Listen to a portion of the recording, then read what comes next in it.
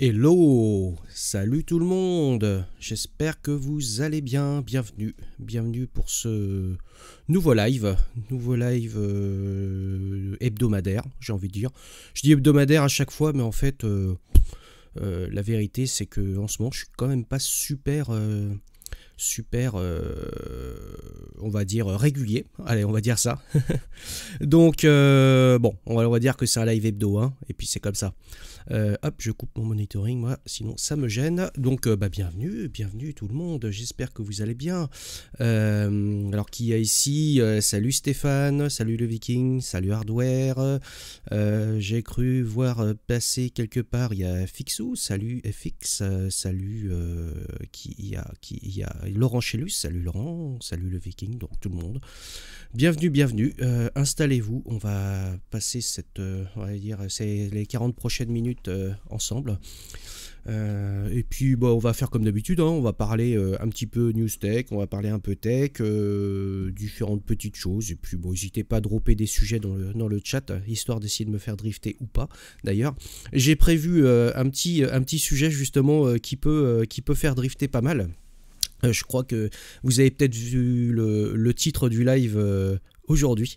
Donc si vous ne l'avez pas vu, allez le voir. On va en parler tout à l'heure. Pour commencer, on va commencer par... avant de commencer par la petite news habituelle de la semaine concernant le noyau Linux, je vais revenir sur une news que j'ai postée hier ou avant-hier.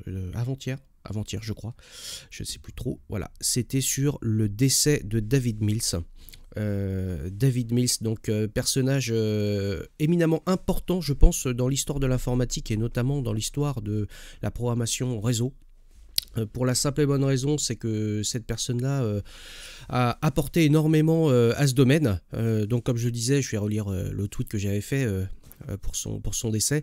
Donc David Mills, professeur et ingénieur informatique, est mort le 17 janvier dernier. On lui doit notamment le protocole NTP. Et oui, donc ce n'est autre que le créateur du protocole NTP, donc qui permet de gérer le temps sur toutes les machines aujourd'hui, et donc de synchroniser, faire en sorte que tous nos systèmes informatiques soient synchronisés au pouillème de microsecondes. Donc ah oui, merci Stéphane, je peux déborder puisque Titi ne stream pas aujourd'hui. Ouais, ok, je lui ai envoyé un message tout à l'heure, mais il m'avait pas dit s'il streamait ou pas, il doit être trop occupé. Et donc je reviens donc sur David Mills, la première implémentation du protocole FTP ainsi que le protocole EGP qui précédait le BGP. Tout ça, ce sont on va dire les trois grands sujets majeurs qui ressortent un petit peu de ses travaux. Mais il en a fait bien d'autres et je voulais mettre un petit peu en valeur cette personne parce que rien que pour la création du protocole NTP, c'est quelque chose qui est énorme, hein. Faut dire qu'il a travaillé là-dessus depuis les années 80. Et là où je voudrais pousser un petit coup de gueule, vous me pardonnerez, mais j'ai besoin de pousser un petit coup de gueule sur le sujet, c'est certains commentaires désobligeants que j'ai vus, que ce soit sous mon tweet ou sous d'autres tweets de personnes qui ont tweeté par rapport justement à sa mort. Des personnes qui ont dit ouais, protocole FTP c'est nul, c'est mal branlé, c'est de la merde, blablabli et blablabla. D'ailleurs, d'une part, j'aimerais remettre un peu les choses en perspective, c'est que il n'a pas créé le protocole FTP, déjà d'une part. Par contre, ça a été la première personne à l'implémenter. Et ça a été un personnage important aussi. Pourquoi ? Parce que ça a souvent été la première personne à implémenter des protocoles au niveau réseau. Par exemple, c'est lui qui a implémenté la première version de Ping. Voilà. Si aujourd'hui vous pouvez faire Ping entre des machines, c'est aussi un peu grâce à lui. Je vais partager ça, je dois avoir ça hop, dans mes bookmarks. Toc, voilà. Non, c'est pas là. Voilà, History of Ping Program. Donc, si on va un petit peu sur sa page personnelle qui était à l'université, donc il explique un petit peu comment Ping a été implémenté. Donc c'est quand même super intéressant. Je vous partagerai les liens comme à chaque fois dans la description du replay. Et donc voilà. Donc c'est un personnage quand même éminemment important, je trouve. Et les personnes qui sont venus cracher un peu sur lui en disant ouais, le protocole FTP c'est mal branlé et patati patata, gna gna gna gna gna. Désolé, mais vous n'êtes même pas le millionième de ce que cette personne a été. Lui, il laissera une trace dans l'histoire sur différentes choses. Or, la plupart des gens ne peuvent pas en dire autant. Voilà. Donc, j'aimerais remettre un peu les choses en perspective. Ok, le protocole FTP, il est peut-être aujourd'hui, de nos jours, en 2024, et depuis quelques années maintenant, pas super pratique, hein, puisqu'il y a ce fameux mode actif-passif que vous connaissez peut-être. Si vous ne connaissez pas, allez voir un petit peu la description du protocole FTP, parce que FTP, normalement, on émet une connexion vers le serveur, et le serveur, pour pouvoir transférer ses données, va réémettre une connexion aussi vers le client. Ça, c'est l'implémentation originale. Ça a été conçu à une époque, il y a plus de 40 ans, à une époque où les firewalls n'existaient pas, à une époque où finalement la notion de client et serveur était toute relative, puisque un client qui essayait de récupérer une archive depuis un serveur, souvent ce client c'est un serveur lui-même qui allait par exemple répliquer un package, souvent un paquet source d'ailleurs, de données sources d'Unix et de tout ce qui est autour, d'une université à l'autre. Donc effectivement, ça permettait d'émettre une connexion bidirectionnelle et il y avait une connexion de contrôle qui permettait de lancer différents transferts en parallèle. Donc bon, je veux pas dire, mais oui, c'est peut-être plus adapté au réseau, notamment le NAT. On était très très loin du NAT à l'époque. Effectivement, FTP a commencé à poser des problèmes lorsqu'on a commencé à avoir des réseaux NATés, notamment derrière des box, derrière des firewalls et tout ça. Donc oui, c'est un protocole imparfait, mais les gens qui ont conçu ça l'ont conçu à l'époque, comme tous les protocoles, une première version, par rapport aux besoins qu'ils avaient de l'époque. Alors venir cracher sur ce monsieur en disant que c'était naze, etc., et finalement faire passer l'idée que ce qu'il a fait c'est mauvais, mais fermez vos gueules. Désolé, pardonnez-moi l'expression, fermez vos gueules, vous n'êtes même pas le millionième de ce que cette personne a apporté à l'informatique. Voilà, je suis désolé, c'était mon petit coup de gueule, parce que ça m'a passablement agacé. Pareil, là, on pourra dire, ah oui, mais le protocole EGP, c'est nul, etc. Mais le protocole EGP, bah, évidemment, c'est l'ancêtre du protocole BGP. Et si aujourd'hui, on a du protocole BGP qui gère toutes les parties, on va dire, transmission d'adresse, routage, etc. au niveau data center, c'est grâce à ce monsieur. Voilà. Donc, voilà. Donc, juste encore une fois, fermez vos gueules et profitez du moment pour mettre en lumière un petit peu des personnages qui ont apporté énormément à l'informatique. Et on verra, si on reprend vos travaux d'aujourd'hui, messieurs et mesdames les râleurs et les râleuses, et qu'on les projette d'ici 40 ans, on verra ce qu'on pourra dire de ce que vous avez fait. Et je pense qu'on ne dira rien du tout, parce que vous aurez disparu dans les limbes cosmiques. Voilà. Ça fait du bien de se lâcher un petit peu. Voilà. Je pense qu'à un moment donné, il faut quand même remettre un peu les choses en perspective et puis de remettre les choses dans leur contexte, dans leur contexte de l'époque. NTP, c'est pareil, c'est pas un protocole qui est parfait et la preuve en est, c'est qu'il a évolué vers une version. Donc il y a une version 1, puis une version 2, puis une version 3, puis une version 4. Les choses ont évolué, les choses évoluent en informatique et FTP. Oui, c'est un protocole qui est aujourd'hui imparfait, même FTPS pour le coup, c'est quelque chose qui devrait à mon sens disparaître, mais si ça existe encore aujourd'hui, c'est qu'il y a des usages. Donc et que les choses qui sont imparfaites sont corrigées au fur et à mesure du temps. Voilà.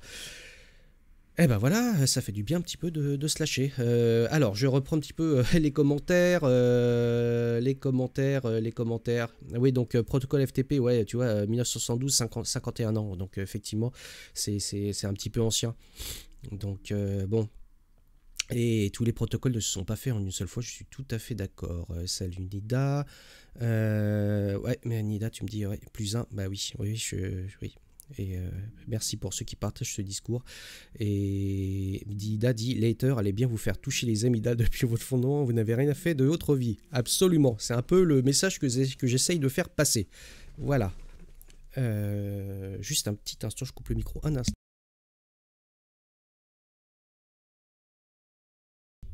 Me revoilà, désolé.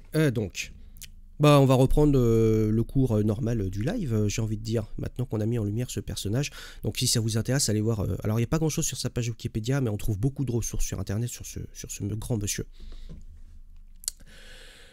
Alors, eh bien, on va reprendre un petit peu les bonnes habitudes. On va signaler la sortie de la version RC1 de Linux 6.8, donc la première release candidate de la version 6.8 du noyau. Donc qui est sorti hier, me semble-t-il, oui c'est ça, hier. Donc Linus Torvald nous dit que c'est pas la merge Windows la plus plaisante. Je pense que pour la simple et bonne raison, c'est que la version 6.7 a été une très grosse release. Donc évidemment il y a beaucoup de choses qui arrivent, des patchs qui arrivent depuis la version 6.7 et qui sont en train donc de patcher beaucoup de travaux qui ont été faits dans la version 6.7 et donc qui arrivent dans la 6.8. Et voilà, mais sinon, d'après ce qu'il dit, il dit c'est cette première fenêtre de merge est un petit peu plus petite que la normale. Il soupçonne que c'est un petit peu les vacances qui doivent ça. Bon, c'est a priori normal, j'ai envie de dire, avec les fêtes de fin d'année. Voilà, il y a un petit peu moins d'activité. On va voir dans les prochaines versions, dans les prochaines releases candidates, ce qu'il en ressortira. Aujourd'hui, essentiellement, c'est du pilote, un petit peu comme d'habitude, qui occupe une grosse partie de cette release candidate, du GPU, du réseau, et du file system. Et il faut juste noter que pour BKHFS, dont je parlais les précédentes fois, il y a un gros patch qui est arrivé. Alors je me souviens plus exactement sur quel sujet, il faudra chercher. Un gros patch qui est arrivé juste avant le début de la fenêtre de merge, donc il est rentré in extremis un petit peu dans la fenêtre de merge, donc voilà. Donc je pense que la version 6.8 du noyau va être assez intéressante. Il y a quand même pas mal de choses qui rentrent dedans, notamment tout ce qui est GPU, notamment autour des GPU Intel de mémoire. Voilà, bon après vous irez lire un petit peu le changelog et tout ça, si ça vous intéresse. Mais bon voilà, maintenant ça rentre un petit peu en phase de test et pas grand chose à dire par rapport à ça. Hey, salut Fabien, ça fait plaisir de te voir. Mister Tregui, bienvenue. Donc il y a 0x5642, bonjour, bonjour, c'est la première fois que tu utilises le chat ici, donc je te souhaite la bienvenue. J'espère que tu vas apprécier ces lives. Donc Laurent, tu dis la fenêtre de merge dans la tempête avec la pause de Linux pendant 5 jours. Oui, c'est sûr, ouais. Il y a eu effectivement aux États-Unis les intempéries sont en train de un petit peu tout bouger. Hey, salut Cécile, bienvenue. J'espère que tu vas bien. Donc Proxy Toto aussi, bienvenue. Eh bien, donc, qu'est-ce que j'étais en train de dire? Oui, bah, qu'on allait passer à la suite. Et là, je vais parler du sujet, du petit sujet. Je sais pas forcément un sujet qui fâche, mais c'est le sujet dont je voulais vous parler et qui a été relevé il y a quelques jours. C'est l'intégration du C++ dans le noyau Linux. Et oui, ça, c'est quelque chose... c'est quelque chose qui revient régulièrement et il y a quelques temps, c'était en avril 2018 et plus précisément le 1er avril 2018, il y a eu un message qui est arrivé donc dans la Linux kernel mailing list de quelqu'un qui disait bon bah voilà, je vous propose une série de patchs pour commencer à démarrer la conversion du noyau en C++, etc. Voilà. Et donc il commence à expliquer un petit peu certains tenants et aboutissants de pourquoi passer vers du C++ de façon partielle, hein, c'est-à-dire pas convertir tout le noyau mais certaines parties, notamment qu'est-ce que ça apporte, par exemple le templating inline de fonctions, la surcharge de fonctions en mode inline, l'héritage de certaines classes, donc qui éviterait d'avoir des structures imbriquées et tout un paquet de choses. Voilà. Et puis il propose aussi des choses qui pourraient ne pas à être utilisées parce que peut-être pas adapter une programmation noyau. Enfin, voilà. Et voilà. Donc il est arrivé avec un message relativement construit, relativement factuel, une série de patchs qui fonctionnaient. Hein. Et ce qui est intéressant. Alors, je vais répondre à Fabien juste après par rapport à son message. Ce qui est intéressant, c'est que personne n'y a vraiment prêté trop attention à l'époque, parce que David Owells, ce qu'il a fait, il a malheureusement posté son message un 1er avril. Et tout le monde a cru que c'était une joke. Sachant que le sujet d'intégrer du C++ dans le noyau, c'est un sujet qui date, parce que déjà en 2007... Si je dois voir ça dans mes bookmarks, en 2007, c'est pas la bonne fenêtre, toc, toc... Voilà, si je me souviens bien, ça doit être par là. Voilà, en 2007, il y avait eu toute une discussion qui avait été lancée sur le noyau et une série de patchs qui avaient été lancés qui ont déclenché l'ire de Linus Torvald. Pour la simple et bonne raison, c'est qu'il déteste ce langage, déjà, pour différentes raisons. Certaines tiennent la route, d'autres, je ne suis pas forcément d'accord avec lui, mais bon, peu importe, j'ai envie de dire. Et donc, il avait posté un message un petit peu virulent, on va dire comme à son habitude, hein, sur la Linux kernel mailing list, sur le fait que c'est un langage qui est de la merde, en gros. Hein. Il dit C++ is a horrible language. C'est la première chose par laquelle il commence. Et donc, allez lire, je vous partagerai pareil hein, le lien, et vous irez lire, vous allez voir, c'est assez intéressant. Et effectivement, entre 2007 et 2008, de mémoire, Il y a eu effectivement une série de patchs qui ont été intégrés, mais je pense que les développeurs qui s'y sont attelés n'ont pas forcément bien tracté le sujet. Pour la simple et bonne raison, c'est que Linus étant ce qu'il est, c'est quelqu'un d'assez tatillon, etc. Et quand vous venez soutenir une implémentation technique, vous avez intérêt à ce qu'elle soit robuste et ce qui est vraiment, il y ait vraiment du sens en dessous, etc. Et je pense que ça n'avait pas été forcément bien amené à l'époque, pas forcément avec les bons arguments, et ça a généré effectivement, il y avait dans les patchs qui étaient soumis à un certain nombre de problématiques techniques. Donc je pense que les personnes qui avaient soutenu ça à l'époque ne l'avaient pas soutenu techniquement suffisamment bien. Et ça, ça a été un problème parce que du coup, au bout d'un moment, ils ont dit, Linus Torvalds a dit, fuck les gens, on arrête de faire, de penser à mettre du C++ dans le noyau. Pourquoi je vous parle de ça? C'est parce que il y a quelques jours, il y a Peter Andvin, que vous connaissez peut-être, donc qui est un contributeur assez majeur au niveau noyau. Je vais retrouver, ça doit être non, c'est pas celui-là, c'est lui-ci, voilà. Donc Peter Andvin, je vous repartage l'écran, qui a répondu à ce message. Donc vous voyez 2024 depuis 2018, donc ça fait quand même quelques années entre les deux. Parce qu'on lui a notifié un petit peu ce message qui était passé et il s'est dit finalement le message tel qu'il a été passé, c'est pas si con en fait. Tout le monde a cru que c'était un poisson d'avril, mais c'est pas vraiment un poisson d'avril. Et Peter Andvin, donc qui est un contributeur assez intéressant, donc qui a notamment créé SysLinux, qui a contribué à beaucoup de choses au niveau du noyau et j'en passe, a dit que finalement aujourd'hui en 2024 c'est quelque chose qui ferait sens. Pourquoi, et je vais vous expliquer aussi un petit peu pourquoi mon point, pourquoi ça aurait du sens. C'est parce que effectivement aujourd'hui le C++ c'est un langage qui est quand même mature, notamment depuis son évolution à partir du C++ 11 et notamment C++ 14 qui a corrigé beaucoup de problématiques au niveau du C++ 11, donc qui a inclus dans cette norme des choses qui sont assez intéressantes, telles que les lambda functions, des choses qui nous paraissent évidentes, qui nous paraissent obvious aujourd'hui, mais je rappelle que toutes ces choses-là n'étaient pas forcément vues dans les langages il y a une quinzaine d'années. Donc voilà, le fait d'avoir la possibilité de faire du templating inline de fonctions, d'avoir de l'héritage à coût zéro. Ce que je rappelle, c'est qu'un des éléments fondamentaux du C++, c'est que vous ne payez que pour ce que vous pouvez utiliser. Donc en gros, si vous n'utilisez pas une fonction, vous n'avez aucun overhead. Et si vous utilisez une fonctionnalité du langage, le langage va vous garantir que vous aurez un overhead minimal. Ce qui est vrai aussi pour des langages modernes tels que le Rust. Et un des gros avantages du C++, pourquoi ça aurait du sens, c'est qu'aujourd'hui, le C++, c'est un superset du langage C, tel que c'est conçu à l'origine. C'est-à-dire que normalement, vous prenez un code C, et croyez-moi sur parole, puisque je suis un développeur C plutôt avancé, et C++ aussi plutôt avancé, on va dire. Vous prenez un code en C, vous le compilez avec un compilateur C++, normalement ça compile quasiment d'office, vous n'avez que quelques très peu de modifs à apporter pour que ça compile d'office. Et ça c'est super intéressant parce que pour convertir une base de code existante de C vers C++, ça demande un effort qui est quand même relativement minimal, tout en même temps ça va vous garantir que le code qui ensuite porté en C++ fonctionnera globalement comme le code en C s'il est porté tel quel. Après, ce qui vous permet de, lorsque vous avez porté votre code en C qui compile directement avec un compilateur C++, commencer à introduire des fonctionnalités qui sont liées au langage C++, comme par exemple utiliser des classes, faire de l'héritage ou ce genre de choses, etc. Donc pour répondre au message là, de Fabien qui est passé tout à l'heure, mettre du C++ dans le noyau, c'est n'importe quoi, on est en 2023, déjà on est en 2024 Fabien, il y a du Rust.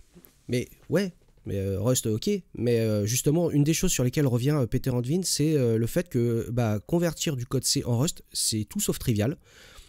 Aujourd'hui, il y a une série de patchs qui existent, c'est même plus qu'une série de patchs, c'est-à-dire que le noyau, il a les outils nécessaires en Rust pour pouvoir commencer à faire du développement noyau en Rust, mais c'est loin d'être mature et c'est loin d'être chose triviale, c'est-à-dire que c'est pas demain la veille qu'on va pouvoir commencer à réécrire un pilote qui était écrit en C en Rust, parce que c'est beaucoup trop lourd. Donc le Rust va pouvoir rentrer un petit peu dans le noyau, je dirais, par l'apport de nouveaux développements, c'est-à-dire de nouveaux pilotes ou de conversion de tout petits pilotes ou de toutes petites portions de code, peut-être un peu critiques pour certaines. ou pour certaines en tout cas, qui ne demandent pas de refactorer un nombre considérable de lignes de code. Et c'est ça qui est important. Or, le passage en C++ va vous permettre, si on l'applique tel quel, et d'ailleurs ce qui a été posté en termes de patch le montre bien, hein, c'est que ça permet de pouvoir convertir assez facilement du code noyau écrit en C vers du code noyau écrit en C++, vraiment avec un effort minimal, et ensuite de pouvoir faire évoluer vos pilotes en rajoutant certaines fonctionnalités du C++. Alors, ce que disent les personnes qui ont posté par rapport à ça, ils disent l'idée c'est pas d'utiliser toutes les fonctionnalités de malade mental en C++, c'est-à-dire pas forcément besoin d'aller faire, j'en sais rien, de l'héritage multiple ou du templating de ouf. Ce que rappelle Peter Andvin, c'est que lui, en tant que développeur, et en tant que développeur noyau, et ben lui c'est un spécialiste du très bas niveau, et que beaucoup de choses sont implémentées à l'aide de grosses macros dans le noyau. Et ça je peux vous le dire parce que étant aussi j'ai contribué un peu au noyau et j'ai développé des pilotes, notamment pour des boîtes en interne et tout. Eh bien, il y a des grosses macros de ouf et des grosses macros. Les macros en C, c'est pas ouf hein, en termes de code. Alors que lorsqu'on peut templatiser un certain nombre de choses, soit des structures, soit des fonctions, etc., ça va vous permettre d'utiliser la rigueur du compilateur, d'avoir un typage fort, d'avoir des contrôles que vous n'avez pas nécessairement avec les macros. Je rappelle qu'il y a quelques mois, il y a un bug du noyau qui a été découvert, qui existait depuis peut-être 15 ou 20 ans, du fait d'une vieille macro un peu pourrie et qui générait des problèmes dans certains cas. Parce que quelque chose qui aura pu, d'ailleurs, qui a déclenché le fait que Linus Torvalds a dit bon bah maintenant ça suffit, on passe du C89 comme version minimale en 6C, hein, comme version minimale de compilateur, et on va bumper progressivement vers du C11. Je suis désolé, je coupe un petit instant.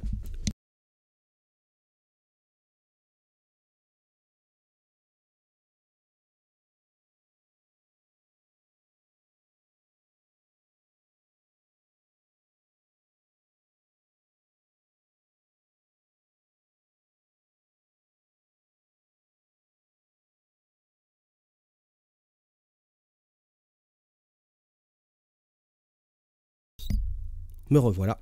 Désolé, je suis un petit peu enrhumé, alors je vais vous épargner un petit peu les sons pas très agréables. Donc, je disais, oui, l'utilisation d'un compilateur C++, notamment pour tout ce qui est templating, inlining, etc., va permettre aussi de pouvoir bénéficier d'un certain nombre de contrôles que fait le compilateur et de facilité qu'apporte un compilateur C++ sur un certain nombre de choses. Alors, par rapport au message qui avait été posté en 2018, il y a un développeur qui a fait effectivement, je vous le partage à l'écran, Oleg Kutkov, qui a fait un post de blog qui est assez intéressant, puisque lui, il est pareil, de la même manière, il est allé au bout de la démarche en disant j'intègre du C++ dans le noyau Linux, et il a fait la démarche jusqu'au bout, c'est-à-dire de la chaîne de compilation. Il réexplique d'ailleurs comment convertir un code C en code C++, enfin comment faire en sorte qu'il compile, et il parle justement de la décoration de noms de fonctions, etc. etc. Je ne vais pas revenir là-dessus parce que le live ne suffirait pas à ça. Et il explique comment convertir le noyau au support du C++ à minima, et il développe carrément un module noyau en C++ qui compile et qui fonctionne dans le noyau. Voilà, donc ça va jusqu'au mode probe ou lints mode directement, et donc qui permet de voir dans ces logs que ça y est, on est capable d'avoir un module en C++ et qui cohabite parfaitement avec le code en C une fois en place, avec des changements vraiment très minimum de la chaîne de compilation et de l'infrastructure, on va dire, de code existante. Et donc ça, je trouve ça plutôt intéressant. Et je pense qu'aujourd'hui, la question mériterait de se reposer, de réintégrer un sous-ensemble du C++ dans le noyau, comme aujourd'hui on a fait le travail d'intégrer du Rust dans le noyau. Donc là, c'est les préliminaires, hein. Aujourd'hui, il n'y a pas encore beaucoup de très gros travaux avancés, au-delà de la partie on va dire infrastructure de compilation et un peu de glue, je dirais. Mais voilà, donc je pense que ça aurait beaucoup de sens, notamment pour tout ce qui est approche orientée objet. Et un des points de Peter Andvin, qui est assez juste, je trouve, c'est de dire les gens qui sont très familiers en termes de programmation en C, sont souvent assez familiers pour certains ou peuvent passer assez facilement à de la programmation en C++ à coût minimum d'apprentissage. Ce qui n'est pas tout à fait le cas pour Rust. C'est-à-dire un excellent développeur en C ne fait pas forcément un excellent développeur en Rust. En tout cas, la marche à franchir pour l'apprentissage du langage, d'autant plus que Rust, et c'est lui-même qui le dit, hein, a créé à certains endroits des syntaxes un petit peu absconses, un petit peu pour se faire plaisir, si je schématise les choses. Là-dessus, je partage un petit peu cet avis sur certaines choses. Mais bon, c'est pareil, hein, c'est des points de détail du langage hein, et qu'il faut apprendre en termes de syntaxe. Mais je pense qu'il est plus facile à des gens de passer du C au C++ et en utilisant un faible sous-ensemble du C++ qui va permettre d'apporter une facilité d'écriture et parfois des meilleures optimisations, parce qu'il n'y a pas de miracle, hein, moi je vous le dis, en tant que développeur C très avancé et développeur C++ très avancé, je peux vous dire que j'ai du code en C++ qui est bien plus efficace que le code en C, parce qu'il y a des choses que le compilateur fait à notre place, notamment sur la gestion de l'héritage, sur les méthodes virtuelles, etc. La notion même de virtual table est beaucoup plus efficace par le code C++, parce que le compilateur fait des choses et des optimisations qu'on ne peut pas faire en C pour différentes raisons. Voilà. Et donc le code C parfois est un petit peu plus coûteux sur par exemple l'implémentation de méthodes virtuelles par exemple. Voilà. Et voilà, donc je voulais vous partager ça parce que je trouve le sujet intéressant et je me dis que dans les mois à venir, il serait pas impossible de voir justement des pages pour supporter un sous-ensemble de C++ arriver dans le noyau. C'est un pari qu'on pourrait faire et je pense qu'il aurait du sens. Voilà. Alors, Fabien, tu dis un excellent DevC aura pas de mal à se mettre au Rust. Le coût du borrow checker était faible. Par contre, il écrira peut-être pas du code intéressant en Rust. Pour ça, il faut limite mieux venir à du Haskell. Ah bah oui, pourquoi pas du Haskell dans le noyau? Bah bien sûr, mais tu es fou. Mais bon. Non, mais en tout cas, je pense que moi, encore une fois, j'ai rien contre Rust. Hein, je le pratique un petit peu. Voilà, je trouve que c'est un très bon langage. Mais convertir une base de code, ou en tout cas intégrer dans une base de code telle que le noyau Linux, qui est quand même plus de 20 millions entre 20 et 30 millions de lignes de code, hein, c'est quand même une base énorme, ça a un risque, un coût en termes de risque qui est pas anodin. Voilà. Par contre, convertir une base de code importante de C vers C++, c'est un coût minimum avec un risque extrêmement minimum. Alors, pour l'exemple, moi je l'ai fait avec, alors bien sûr c'est un projet qui est beaucoup plus petit, mais mon émulateur d'Amstrad CPC, XCPC, j'ai une version là que j'ai toujours pas publiée mais qui viendra, qui est en C++, mais que j'ai pas réécrit de zéro, c'est-à-dire j'ai converti mon code en C existant, qui était du code en 6C, vers du C++, et je suis en train progressivement de réécrire un certain nombre de parties de mon code en vrai C++ avec des classes, etc. Et c'est vrai que le coût de conversion, pour moi, c'est fait vraiment de façon très très très minimum. Le fait de pouvoir compiler de C en C++, ça m'a coûté quelque part quelques modifications ici et là, l'inclusion de quelques lignes de code, puisque notamment sur la décoration des noms qu'il faut faire, vous verrez dans du code en C, c'est diasifdef C++, alors on fait externe C, accolade, et voilà, on fait ça un peu partout justement pour que la décoration des noms en C et C++ soit compatible. Voilà. Et ça, c'est la conversion du code donc de C en C++, c'est fait extrêmement rapidement, c'est-à-dire de pouvoir compiler avec l'infrastructure C++, et après le fait de pouvoir transformer du code en C vers du code C++, c'est quelque chose qui se fait naturellement. Voilà, c'est essentiellement du design plutôt que de tout réécrire de zéro. Et c'est là où je veux en venir, je pense que c'est quelque chose qui peut être assez bénéfique. Voilà, je sais pas, bon, peut-être que vous partagez pas ce que je dis, hein, mais j'ai envie de dire, il n'y a pas de science exacte là-dessus, hein, c'est un point de vue purement de dev et de développeur. Voilà, c'était ce que je voulais vous partager un petit peu sur l'histoire du C++. Alors, Linus Torvalds s'est toujours pas repositionné par rapport à ça. Je pense qu'à mon avis, c'est quelque chose qui peut le mettre en PLS dans le sens où je pense qu'il peut repartir un peu dans les tours. Vous savez comment il est, il peut réexploser en disant vous me faites chier les gars avec vos histoires de C++, de toute façon lui déteste ce langage. Il est plutôt favorable à Rust aujourd'hui, mais c'est pas particulièrement lui qui fait le travail. Je sais pas à quel point il est très très impliqué dans l'intégration de Rust dans les couches noyaux. Voilà. Alors, Laurent, tu dis, je préfère le debug sur oui, non, le Rust dans FreeBSD base. Ça, tiens, ce sera une question qu'il faudrait poser à Emile, ça, d'ailleurs. Peut-être qu'on lui a déjà posé, d'ailleurs. J'ai pas vu le replay du dernier live. Et toi, Fabien, tu dis, puisque c'est ça, je reprends mon code et je rentre à la maison. Voilà, donc c'est ça que je voulais vous partager. Ouais, un bon drift pour Emile, ouais, exactement. Je vous fais confiance à de quoi le faire drifter. Je voulais vous partager un autre sujet sur lequel je suis tombé au gré de mes pérégrinations dans les internets. C'était, là on va revenir vachement en arrière, hein, à plus de 40 ans en arrière, pareil, c'était l'histoire de CPM. CPM, ce système d'exploitation des années 80, qui a été créé par Gary Kildall, qui est un des fondateurs avec sa femme de Digital Research. Et donc ce système d'exploitation qui était assez intéressant, je trouve, parce qu'il a apporté quand même pas mal de choses et pas mal de concepts. Il était un système d'exploitation qui était plutôt bien conçu. Pour rappel, CPM, donc c'était un système d'exploitation qui était conçu pour les 80-80 et qui fonctionnait de fait pour le Z80. Je rappelle que le Z80 est totalement compatible au niveau du code binaire avec la série des 80-80. Et donc ce qui permettait donc d'avoir un système d'exploitation qui était portable sur tout système à base de 80-80 ou de Z80. D'ailleurs pour Apple II, je rappelle que l'Apple II était basé sur un 6502, mais qu'il existait une carte qui était vendue dans le CPM, une carte à base de Z80 qui permettait d'exécuter le CPM directement sur cette carte d'extension. Si je vous parle de ça, c'est parce que moi j'ai eu cette carte et j'ai notamment travaillé sur du CPM sur un Apple II. Un Apple II compatible à l'époque, et donc j'avais cette carte à base de Z80 et tout le système d'exploitation qu'elle a avec.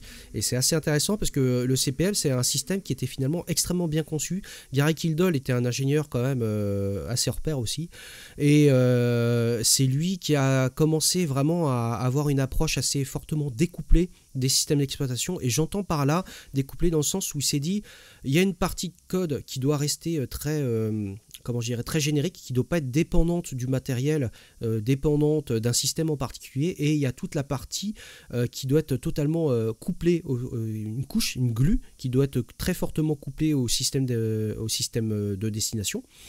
Et en fait, ce qui est intéressant de voir, c'est que finalement, le nom de BIOS, Basic Input Output System, c'est lui qui a créé réellement cette notion de BIOS. Pourquoi ? Parce que le CPM était justement architecturé en couches, avec sur les adresses très très basses, les parties qui étaient liées au BIOS, donc celles qui communiquent réellement avec le hardware de la machine, et donc qui normalement sont à réécrire tout de face, tout ou partie, je dirais, en fonction du système cible, en fonction du matériel qu'il y a, etc.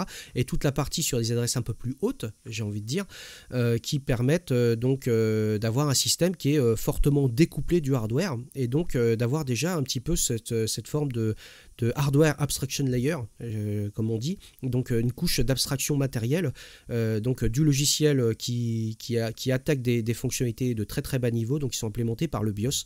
Et voilà, donc là je suis tombé sur cet article qui est assez intéressant parce qu'il réexplique un petit peu les fondamentaux de CPM, de comment ça fonctionne, les hardwares sur lesquels ça fonctionne, et donc il aborde effectivement la partie du BIOS, à quoi ça sert, et la partie logicielle. Et ça c'est assez intéressant. Et si on regarde CPM adresse mapping, on doit pouvoir... Oh pardon, je tape dans mon micro. Voilà, si on regarde le mapping hardware du CPM, voilà, je repartagerai un petit peu ces choses-là. Vous allez voir qu'effectivement, sur les parties... non, je vous ai dit une connerie, c'est pas les adresses basses, c'est les adresses hautes, autant pour moi. Sur les adresses très très hautes, donc il y a tout ce qui est hardware, le pilote hardware, tout ce qui est très dépendant du matériel, et plus on descend dans les adresses basses, plus on a des choses qui sont liées au système d'exploitation, etc., etc. Et les adresses très très basses, ça c'est lié au fait qu'à la base, c'était lié... enfin développé pour du Z80 ou du 8080, c'était effectivement le démarrage, puisque l'adresse 0 c'est l'adresse du démarrage du 8080 ou du Z80. Donc voilà, donc en général ce que faisait le start of memory, c'est on démarrait sur ces parties-là. Il y avait un certain nombre de système buffer, etc., qu'on peut accéder d'un petit peu partout, de la mémoire, et ensuite toute la partie ligne de commande, programme, et le BIOS tout en haut, donc qui permet de faire la glue avec le hardware sur le hardware de destination. Et donc là, je vous vois parler d'Amstrad CPC directement là dans le chat, et c'est marrant parce que justement, je voulais vous faire un petit peu, la démo. Hop, si je reprends ça sous l'Amstrad CPC, voici mon émulateur. Je vais aller charger chercher ici une image du CPM. J'en ai une là quelque part. Alors, je vais aller ici dans mes assets, disques. Voilà. Donc ici, j'ai un certain nombre de choses. Et j'ai le CPM22 pour Amstrad CPC. Donc là, que je viens d'insérer la disquette par glisser-déplacer. Donc voici la disquette système du CPM22 pour Amstrad CPC, et donc pour le lancer, en fait l'effort de portage à l'époque du CPM pour Amstrad CPC était finalement assez minimal, puisque le CPM était portable un petit peu partout et il y avait que les parties BIOS qui étaient à réécrire, et donc c'est un système alternatif qui existait pour l'Amstrad CPC pour pouvoir faire des choses un peu plus professionnelles. Il y avait des tableurs qui existaient pour CPM, il y avait des gestionnaires de copies de disquettes, enfin il y avait un certain nombre de choses. Donc pour lancer le CPM, il suffit de faire mu CPM, voilà, donc qui permet d'aller chercher sur le boot sector de la disquette le bootloader de CPM, et donc d'avoir le CPM chargé. Donc vous voyez, il démarre très très vite. Donc là on tape dire et on va voir ce qu'il y a sur la disquette système du CPM, et là on se retrouve sur un interpréteur en ligne de commande, hein. Donc après il faut se référer évidemment au manuel utilisateur de CPM, mais il y avait pas mal déjà de choses qui étaient là, aide, hein, pour éditer un fichier, on pouvait lancer le logo. Alors là je peux pas le lancer directement parce qu'il faut d'abord créer, pour lancer l'interpréteur logo, il faut créer une disquette système avec tous les utilitaires logos dessus, mais ça faudra que je le fasse. Faudra que je le fasse un de ces quatre. Eh, salut, Anne Vue. Et donc par exemple il y avait Disk Kit qui permet, je n'ai pas du tout tapé Disk Kit, voilà, non c'est DISC Kit, je vais y arriver, je suis complètement stupide ou quoi, c'est Disk Kit 2, Disk Kit 2, mince, j'ai vraiment les doigts carrés aujourd'hui, hein. Disk Kit 2.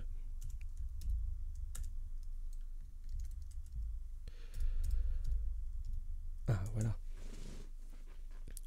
voilà, le disque kit, donc qui permet d'aller formater des disquettes, les vérifier, etc. Donc là par exemple je pourrais dire je crée une disquette dans mon drive B, allez, je vais l'appeler zz.dsk, zoo.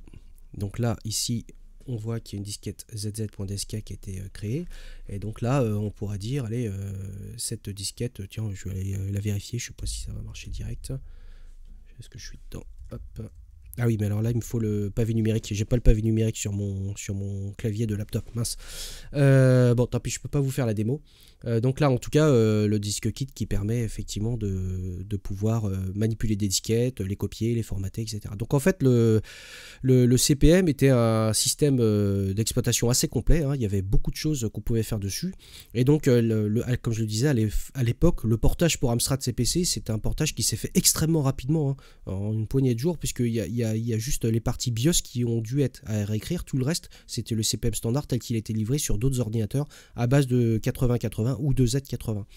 Donc voilà. Et donc je voulais vous partager ça parce que c'est un article de blog qui est assez intéressant. Je pense que pour ceux qui sont un petit peu férus d'histoire, et je pense notamment à Cécile qui était dans le chat tout à l'heure, qui aime bien récupérer des vieux ordinosaures. Tu peux jouer avec Cécile sur Amstrad CPC, mais pas que. Tu peux jouer avec le CPM sur d'autres systèmes d'exploitation, d'autres machines, pardon. Et donc d'avoir quelque chose qui est un peu sympa. Et on voit que c'est très inspiré à l'époque en termes de fonctionnalité, de façon de travailler d'Unix, où le DOS c'est aussi très très inspiré de CP/M. Ce qu'il faut savoir, c'est que lorsqu'IBM a sorti son PC, au début il était prévu que ce soit potentiellement le CP/M qui soit le système d'exploitation des PC, mais l'histoire en a décidé autrement. Ça, ce sera pour une partie de l'histoire que peut-être on abordera un autre jour.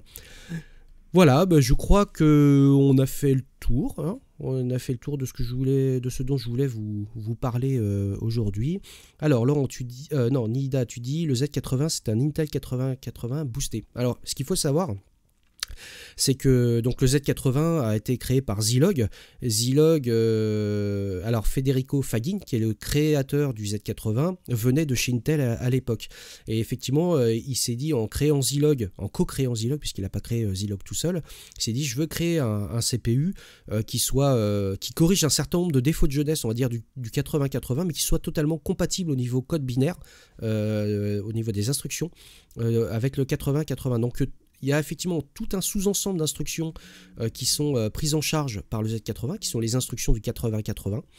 Et il y a un certain nombre d'instructions qui ont été ajoutées, donc qui permettent effectivement de dire que c'est un 8080 boosté.